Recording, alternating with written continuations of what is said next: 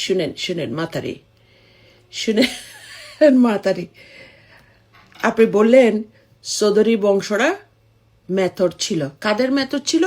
আপনার দেশের এখানে রাজা বাদশাদের মেথর ছিল। দেখেন আমরা মেথর, আমরা মেথর, আমরা মেথর, তাও আবার কার মেথর? রাজা বাদশার মেথর বলে কথা। রাজা বাদশার মেথর বলে কথা, এমন তেমন না। রয়্যাল ফ্যামিলি বুঝেন? ও, এটা তো আবার বুঝবেন না, কারণ আপনি তো বেশি লেখাপড়া করে ফেলছেন। আমার এটাকে মেসেজ মারে, সো আমার জামাই মেসেজ দেয়। শুনেন, আপনি তো আবার বাংলাদেশের যত লেখাপড়া আছে সব কিছু করে ফেলছেন, আপনি তো এটা বুঝবেন না। রয়্যাল ফ্যামিলির একটা কাজের মানুষ মেথরেরও যে মূল্য, যে দাম, সেটা আপনার 14 গোষ্ঠী বিক্রি করলেও হবে না, ঠিক আছে? আর আপনি আমাকে ছোট করতে গিয়ে, আমাকে গালি দিতে গিয়ে, আমাকে বকা দিতে গিয়ে, আমাকে নিচু দেখাতে গিয়ে, আমাকে অপমান লাঞ্ছনা বঞ্চনা করতে গিয়ে, সি সি সি সি সি সি সি আপনি বলছেন যে চৌধুরী বংশেরা, চৌধুরী কারা হয় জানেন? এই যে ভাই বন্ধু, আপনাদেরকে যে ওই মহিলার ইয়েটা পাঠাইছিলাম, আপনারা দেখছেন, চৌধুরী বংশরা আমাদের দেশের রাজা বাদশা ছিল, তাদের মেথর ছিল। চিন্তা করেন, আপনার তো মেথর হওয়ার যোগ্য নেই। রাজা বাদশার মেথর হওয়াটাও কিন্তু একটা যোগ্যতার ব্যাপার।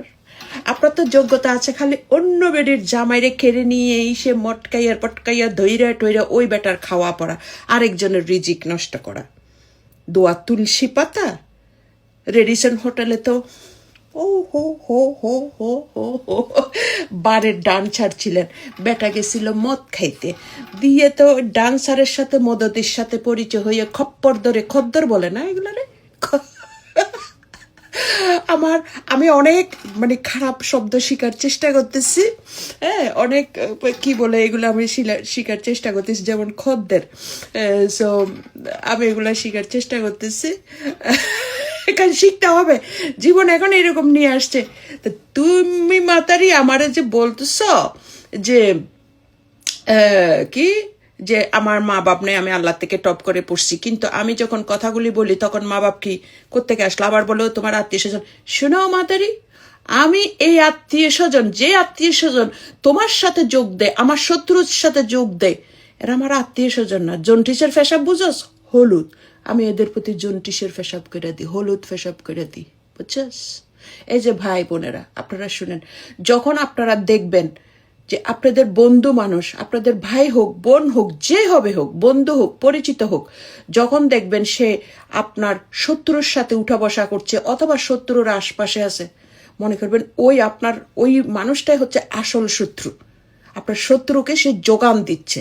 আর তুমি মাতারি আমাকে বলছো, আমি আপনাদেরকে সাক্ষী রেখে বলছি, আমার কোনো আত্মীয় স্বজন, বন্ধু বান্ধব যদি আমার শত্রুর ত্রিসীমানায় আমি দেখছি, তুমি কি মনে করো আমি তাদেরকে বন্ধু ভাবি? এতটা বোকা আমি, আসলে বোকা। আমি এত বন্ধু ভাবি, ওদেরকে শত্রু ভাবি, তোমাকে বন্ধু ভাবছি? এত সোজা? আমি জানি ওরা নেমুখ হারাম। তোর ভাতারে আমার মামারে পর্যন্ত কিনে নিয়েছিল, ওরকম বিক্রি যাওয়া মামা আমার দরকার নাই।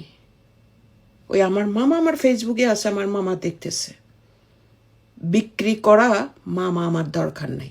আমার